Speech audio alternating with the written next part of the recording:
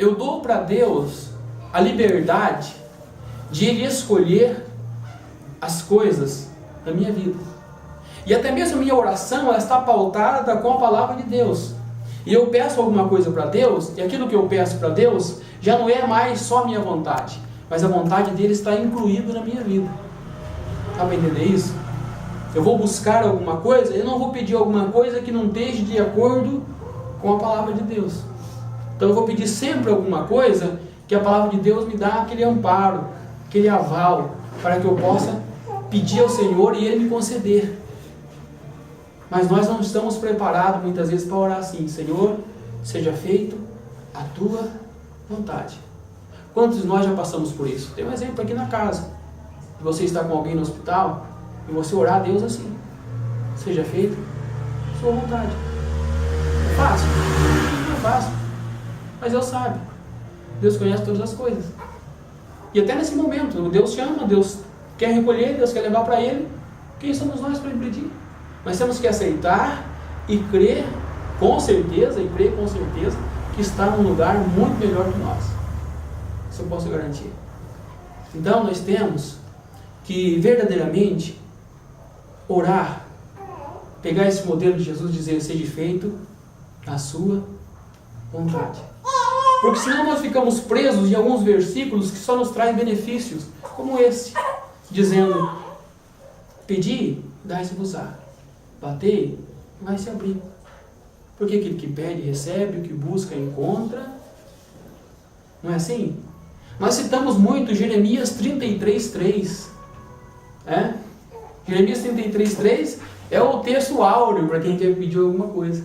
Clama a mim, responder-te-ei. Anunciar-te-ei coisas grandes e firmes que não sabes, coisas ocultas que você não sabe. Mas na verdade, será que aquilo que nós estamos pedindo a Deus, será que aquilo que nós estamos desejando está de acordo com o que Deus quer para nós? É isso que nós temos que descobrir. Se aquilo que nós estamos pedindo para Deus está de acordo com o que Ele quer para mim. Nós temos que aprender a lidar com o não de Deus. Porque no momento da oração que você pede ao Senhor, você já ouviu, quem sabe, essa frase, que não é minha, você vai ouvir 2, 3 coisas de Deus: o sim, o não e o espera. Muitos homens de Deus viveu espera. Abraão viveu espera de Deus. Eu quero ter um filho. Ele era jovem. Eu quero ter um filho. Ele era moço. Eu quero ter um filho. Casou-se. Eu quero ter um filho. E Deus diz: você não vai ter um filho agora. E ele teve que ver esse período na sua vida de espera. Ele foi ter um filho com quase 100 anos. Viveu o espera de Deus. Nós temos que aprender a viver o espera de Deus. Mas na verdade nós queremos viver só o sim. Só o sim de Deus. Porque é sim, não e espera. Mas nós não estamos preparados para ouvir um não. E esse não preparado para ouvir um não é tão interessante que nem no dia a dia nós estamos preparados. Nem no dia a dia. Você rala, um exemplo muito simples: você rala a vida inteira para comprar um carro zero. E de repente o carro está na garagem, chega o seu maior amigo e diz: empresta seu carro para mim hoje. Tem pessoas que emprestam. Tem pessoas que não: desculpa amigo, mas eu até te levo, mas o meu carro não empresta para ninguém. Te levo onde você quiser. E essa pessoa que ouve um não, ela tem a outra como figura má. Pelo amor de Deus, quanto tempo de amizade o cara me empresta o carro? Mas nós temos que aprender a conviver ou não. E aceitar o não. E esse não de Deus, ele vem para a nossa vida. E esse não de Deus vem para mim e para você. E esse não de Deus não é porque Deus não gosta, não é porque Deus não reprova, é porque Deus sabe que se esse não dele fosse um sim, nos ia causar algo ruim lá na frente. Deus conhece todas as coisas. Ele conhece. Então quando aquilo não acontece, você clama por alguma coisa, você ora por alguma coisa, e aquilo não vem na sua mão, não vem na sua direção: Deus não curou o ente querido, Deus não libertou, Deus não fez isso, Deus não arrumou emprego onde eu queria, Deus não fez aquilo, Deus não fez aquilo outro. Calma. Sua vida está na presença de Deus? Se acalma. Aquieta o seu coração, porque no momento certo, o sim de Deus vai começar a vir. E quando o sim dele vem, é aquela boa árvore plantada que dá fruto por muito tempo. Que dá frutos. E você vai gozar desses frutos por muito tempo. Não se preocupa. Não se preocupa. Nós temos que aprender a descansar em Deus e aceitar a vontade dele para a nossa vida. A vontade de Deus para cada um de nós. É difícil, não é fácil. Não é fácil. Como diz o Salmo, entrega os teus caminhos ao Senhor, confia nele e ele tudo fará. Queridos, não é fácil entregar os caminhos para ninguém. Não é fácil entregar os caminhos para Deus. Não é fácil. Jesus disse, eu sou o caminho, eu sou a verdade, eu sou a vida. Não é fácil. Porque nós queremos trilhar os nossos próprios caminhos. Nós queremos trilhar do nosso jeito. Fazer do nosso jeito. E já que nós citamos o exemplo de Abraão, Abraão tentou fazer do seu jeito. E não deu certo. Ele espera em Deus. Deus diz, eu vou dar, Abraão. Para mim, para você é o sim e eu não. Eu espero agora. Agora você tem que esperar. É momento de esperar. É momento de esperar. Aí o que ele fez? Ele espera um ano, espera 2, 3, 4, 5, 10. E o filho não veio. Cadê filho? Cadê filho? Não vem. E ele faz o quê? Ouve o conselho da esposa. A esposa diz, olha, vamos fazer o seguinte, você deita com a escrava, tem um filho com ela, está resolvido. Resolveu o seu problema. O que ele fez? Teve um filho, mas ele não resolveu o problema. Ele arrumou um outro problema. Porque nós temos a mania de achar que Deus atrasou. Nós temos a mania de achar que Deus está demorando. O problema nosso é que nós estamos sempre querendo para ontem. Deus tem para amanhã. Por isso que nos causa essa agonia. Por isso que nos causa essa ansiedade. Sempre cito o exemplo de Jairo. Talvez eu vou falar alguma coisa dele amanhã. Tremendo exemplo de Jairo. Jairo, diante de uma situação difícil, porque a sua filha está morta, ou quase morta, e ele vai buscar Jesus, e buscando a Jesus, chamar Jesus para ir na sua casa, Jesus está indo para a casa dele. Jesus está indo para a casa de Jairo, vou lá para a casa de Jairo, resolver o problema de Jairo, e imagine, você com um filho morto, você vai buscar o pastor para orar na sua casa. Foi isso que ele fez. Foi lá, buscou Jesus, e Jesus está indo, caminhando, indo para a casa de Jairo, quando de repente, Jesus para. E diz, quem me tocou? Ô gente, imagina a situação desse homem. Se fosse qualquer um de nós, mas Jesus, o que importa quem te tocou? O que importa é que a minha filha está morta, e você vai orar para ela. Isso que importa. Vamos lá, pelo amor de Deus, Jesus, vamos. Jesus para, com a maior calma, ele espera Jesus. Jesus cura uma mulher primeiro, conversa com a mulher, dá salvação para a mulher, e aí Jesus vai resolver o seu problema. Isso é ter Jesus no comando da nossa vida. Isso é ter Jesus no controle. Mas nós não queremos isso às vezes. Às vezes nós não queremos. Nós ficamos pulando de galho em galho. Sabe? Nós não aceitamos uma simples oração e o pastor só orar. Só teve uma oração, não teve revelação profunda. Não teve nenhuma profecia, falou comigo. Nós não conformamos que foi só uma oração. Aí nós vamos buscar alguns caminhos alternativos, a gente vai para algum lugar, a gente vai fazer alguma coisa, porque eu preciso que o meu problema seja resolvido. Mas na verdade Deus quer que a gente descansa. Se nós entregamos o nosso caminho para Ele, se nós entregamos a nossa vida para o Senhor, muitas vezes a melhor coisa é descansar, é esperar. Não é entregar os pontos, não é deixar de lutar. Como Gideão. Os midianitas vinham na sua terra, na sua vida, na sua casa e levavam tudo que eles tinham. A sua nação entrava e pegava tudo que eles tinham. O Gideão falou o quê? Vou fazer o quê? Vou esconder. Foi lá um lugar, lugar que não era de amassar uva, de malhar trigo, era amassar uva, e ele ficou lá, trabalhando. Até quando Deus veio para a sua providência. 7 anos, num lugar apertado, difícil de se trabalhar, mas ele estava lá fazendo a sua parte. Mas até que um dia, porque Deus tinha prometido 7 anos que eles iam ficar nessa situação. E quando os 7 anos venceu, aí veio o sim de Deus. Gideão é um varão valoroso. Chegou o dia. Chegou a hora. Chegou a hora da sua bênção, Gideão. Chegou a hora. Então vamos aguardar o sim de Deus na nossa vida? Ou vamos esperar o sim de Deus na nossa vida? E aceitar os nãos. Vamos aceitar um não. Não é fácil aceitar um não de Deus. Não é fácil.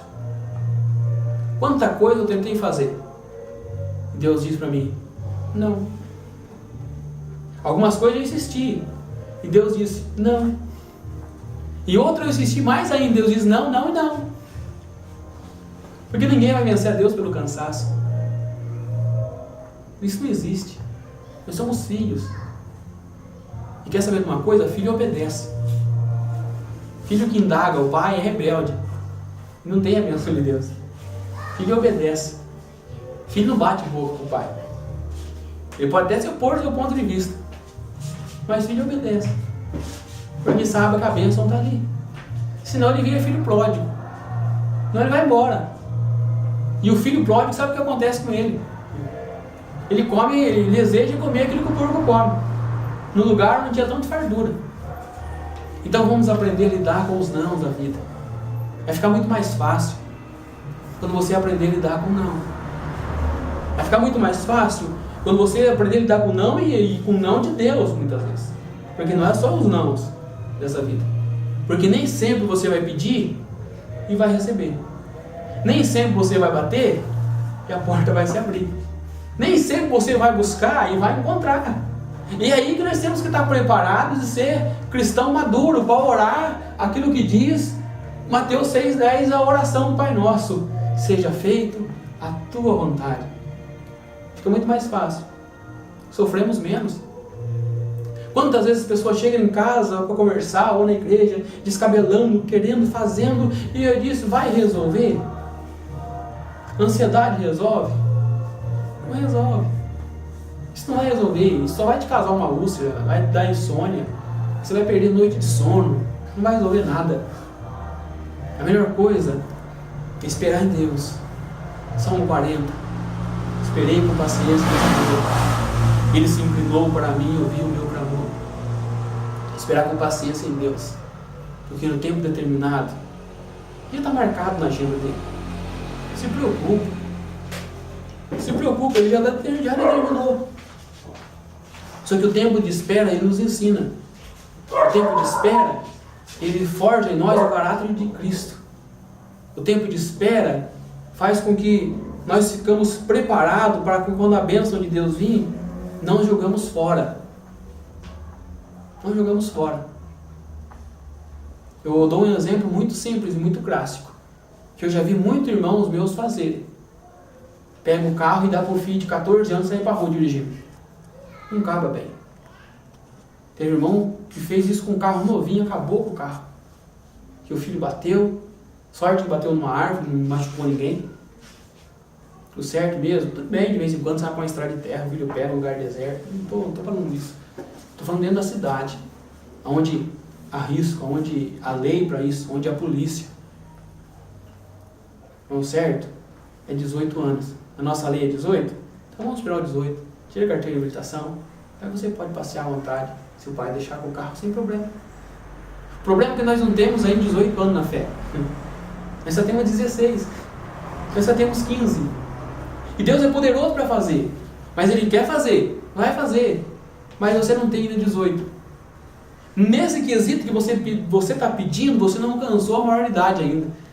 Você está ainda menino. E Deus está te amadurecendo você, para te dar essa bênção. Porque senão você não sabe o que vai fazer com ela. Essa é a verdade.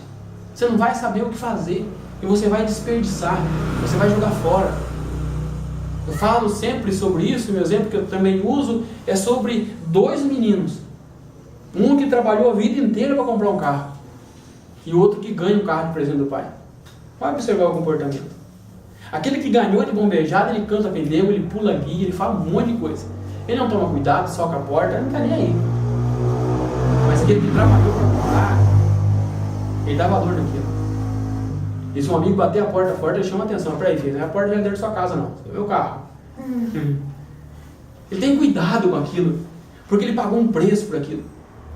Ele pagou um preço. É por isso que eu oro muito por muitos homens de Deus, porque está no ministério, se pagou um preço. Por isso eu tenho que dar valor na nossa família, porque você pagou um preço. Você pagou um preço para isso. Né? Eu pago um preço. E para jogar fora é muito fácil. Muito fácil jogar fora do ministério, a família, os amigos. Eu pago um preço para isso. Mas vamos nessa noite pedir para Deus acalmar o nosso coração. Nos dar paciência para esperar. Nos dar paciência para aprender a ouvir o não de Deus. Ouvir o não. Não. Deus falou com Davi: Davi, não vai. Eu podia dizer: por quê, Senhor? Porque não vai. Eu te perguntar para Deus por quê. Não vai. Conheço pessoas que queriam tanto abrir um negócio. Tem um exemplo de um grande amigo meu. Ele queria abrir um negócio de todo jeito. Ele foi chamado para o ministério para aconselhar vidas. Tinha um salário da igreja. E ele dizia: não vou, eu quero abrir o próprio negócio. Eu não quero depender mais da igreja. E foi abrir o próprio negócio. E quantas vezes ele não estava lá no negócio trabalhando em outra cidade, alguém ligava: ô pastor, não dá para você vir orar aqui? Tinha como, estava preso atrás do balcão. E aquilo foi angustiando o coração dele. Até o ponto que Deus falou para ele: sai logo desse barco. Isso não foi o que eu preparei para você. Seu barco é outro. Resumindo, na época ele perdeu 30 mil no negócio. Para Deus ensinar. E hoje ele diz: eu não ando na contramão de Deus de jeito nenhum. Deus permitiu percas para que eu enxergasse que aquilo para mim era não. Não. É difícil ouvir isso, mas nós precisamos ouvir um não. Tem pessoas que você tem que tomar cuidado para falar não. Tem pessoas que tem que tomar muito cuidado para falar não. Muito cuidado. Porque elas não aceitam não. Não aceita. É até a concepção errada que nós temos de amigo, né? Nós achamos que amigo é aquele que passa a mão na nossa cabeça. Dizer: vem cá, meu amigo, que legal você. E amigo é aquele que fala a verdade. Amigo é aquele que fala não para nós. Amigo é aquele que vê tratando a esposa de qualquer jeito e fala assim: ah, cara, gosto muito de você, mas você tá com sua mulher, não concordo não, desculpa não. Eu falo isso porque sou seu amigo. Amigo. Amigo é aquele que, se for preciso, eu, graças a Deus, eu tenho amigos que dão liberdade para isso. Eu descer do púlpito e falo: gosto muito de você, cara, mas aquilo que você falou lá em cima, não concordo não, desculpa aí. Não pegou bem a sua posição falar aquilo que você falou. Você é amigo. Mas as pessoas não querem ouvir isso. As pessoas não querem ouvir. O aceitar crítica, eu sei que tem crítica, é complicado. Esse negócio de crítica construtiva, eu tenho muito cuidado com isso. Né? Eu fiz uma crítica construtiva. É complicado isso, porque esse negócio de crítica construtiva, a maioria das vezes é destrutiva. É para acabar e puxar o seu tapete. Mas é interessante você ouvir algumas coisas assim, que puxa o seu tapete. Né? Que te tira um pouco, que te põe no chão mesmo, dizendo: olha, o seu lugar é aqui, cara. Eu lembro uma vez na porta da igreja, todo empolgado, obreiro, sabe? Eu já achava que era o Otto Borogodó. Na porta da igreja, já começava a ministrar a palavra de Deus, eu estava dando graça, já pregando. Tinha até uns convites de algumas igrejas para pregar. Bênção de Deus. Eu ia na igrejinha, tinha 6 pessoas lá para ouvir a palavra de Deus, ficava feliz da vida. Desde que bênção eu preguei numa igreja onde já falava até o nome, igreja abençoada, tinha 6 membros ouvindo. Mas eu gostava, eu fazia aquilo com dedicação, a palavra de Deus, pregando, tal. E eu sentado um dia perto na porta da igreja, e passou um jovem, naquela época, uma tiara, o cabelo meio comprido assim, e com um brinco na orelha. E eu contornei ele lascando corrente nesse meio. Dizendo: olha, porque é isso, porque é aquilo, porque é isso, e aquilo outro. Não pode. Para que um cabelo desse jeito? Sou um servo de Deus. A mulher do pastor me chamou, dizendo: Paulo César, vem cá.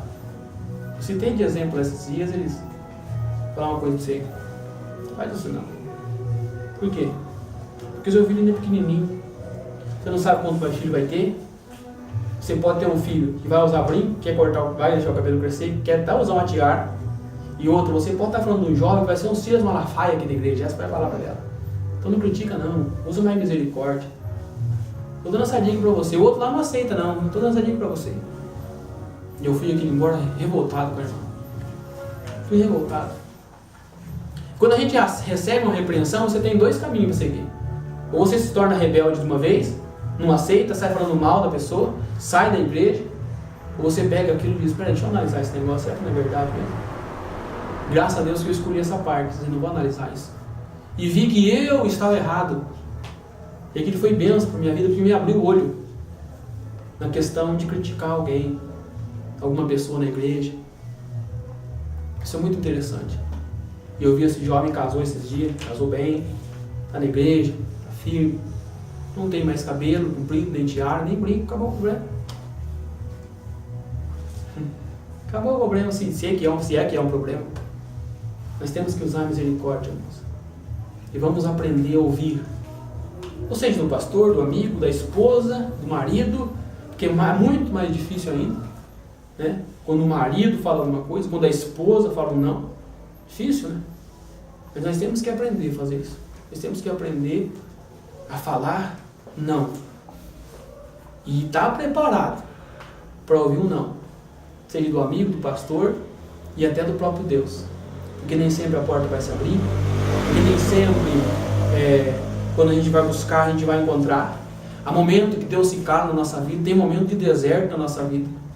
Então isso é a história. Não aceita essa luta, não aceita isso. Isso não é de Deus, irmãos. Não aceita isso que você está passando. Talvez isso seja a promoção de Deus para você. Nós temos que aceitar, sim. Pedir a misericórdia de Deus. Aquilo que nós falamos na última reunião, tem coisas que vêm sobre a nossa vida por nosso próprio erro. E não vamos aceitar por quê? Vamos colher essa colheita amarga que nós plantamos. E vamos orar a Deus para que Deus venha nos dar a graça de começar a plantar coisa boa. Quanto mais rápido você começar a plantar coisa boa, mais rápido você vai começar a colher coisa boa. E a pessoa diz, pastor, eu estou fraco na fé. Você ora, filho? Você lê a Bíblia? Não, então vai enfraquecer mais ainda. Porque não planta. Não planta no seu ministério. Não investe no seu ministério. É como um pastor amigo meu, o marido chegou lá desesperado, dizendo, olha, essa mulher, pastor, olha, ela tem uma bênção de Deus, eu lembrava que ela era a coisa mais...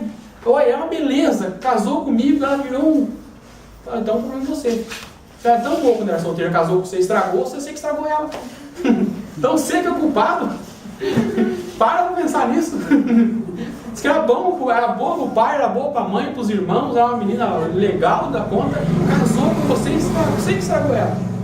Vai olhar direito o que está acontecendo. Que foi você que fez mal, porque não é possível. Você era tão boa assim, casou com você e ficou desse jeito. O problema deve ser você. Nós temos que aprender a ouvir isso. Nós temos que aprender a aceitar aquilo que é a nossa realidade. Qual é a sua realidade de hoje? O que você está passando? Vamos aceitar ela. Fica muito mais fácil do que a gente ficar brigando com Deus. Fica muito mais fácil do que a gente ficar acordando de manhã cedo, mal-humorado, não ora, rebelde. Vai só atrasar a bênção de Deus. Nós temos que ter uma consciência. Eu vi isso escrito no carro, eu achei forte demais. E é uma realidade. Eu sem Deus não sou nada. Deus sem mim, Ele é Deus do mesmo jeito. Não muda nada. Mas Ele quer precisar de mim, Ele me ama, e Ele é um Deus bom. Ele é um Deus bom, que quer nos dar coisas boas, mas que essas coisas realmente sejam bênção para a nossa vida. Que realmente seja uma coisa que traz fruto para a nossa vida, traz fruto para a nossa família. Porque se você for olhar o ser humano, ele é meio que insaciável, né? Ele ora a Deus por uma bicicleta, Deus dá uma bicicleta, não está bom mais. Ele ora a Deus por uma moto, Deus dá uma moto, não está bom mais. Ele ora a Deus por um carro, não está bom mais. Ele quer um carro mais novo. E pode chegar num importado, num carro que não está bom mais. Ele vai sempre querer o maior, sabe? E vai andar de jatinho próprio, não vai estar bom. O exemplo disso é muitos famosos se matando.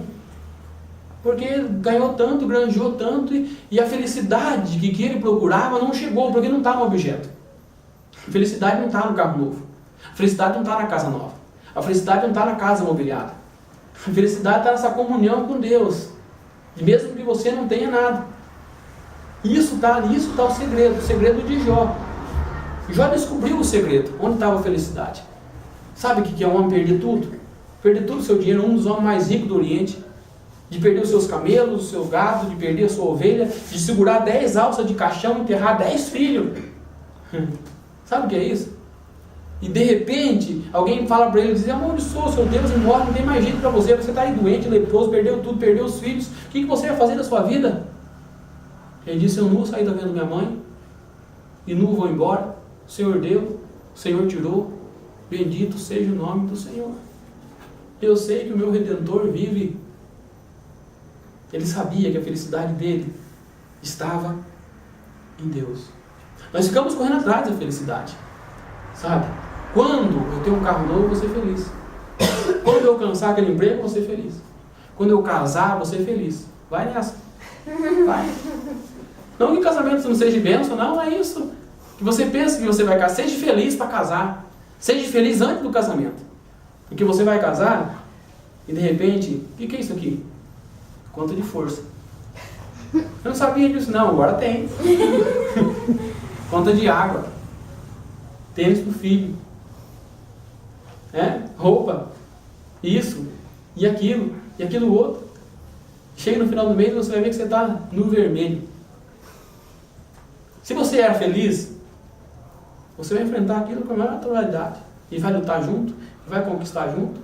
Mas se você está esperando conquistar alguma coisa para depois ser feliz, esquece, você não vai ser feliz nunca. Porque quando você conquistar, você vai estar de olho já em outra coisa. Em outra coisa. Em outra coisa muito maior, mais ampla. E a hora que conquistar aquilo, não vai estar feliz com aquilo. E é esse ciclo vicioso da vida que faz com que a gente perca a comunhão com Deus e não nos deixe estar, como o apóstolo Paulo, né, ele disse, sei me contentar com o que eu tenho. Isso que é interessante. Isso não é comodismo. Isso não é nada de ser carrinho velho pro resto da vida. Tá bom demais isso aqui. Não é comodismo. Isso é você estar de olho numa coisa melhor, abençoar aquilo que você tem. Dou glória a Deus por esse fusquinho. Dou glória a Deus por essa motinha velha aqui. Um dia eu vou conquistar, mas eu dou glória a Deus por ela. Sabe? Vamos aprender a ouvir o não de Deus na nossa vida. Porque esse não de Deus que faz com que a gente depare com uma porta, e aquela porta não era bênção para nós. Nós não sabemos isso. Nós achamos que atrás daquela porta tem coisa maravilhosa nos esperando, mas Deus sabe que não. Deus sabe que não. Então ele fecha a porta e diz não. E esse não de Deus nos leva para outro caminho, onde está a bênção. Aprenda isso.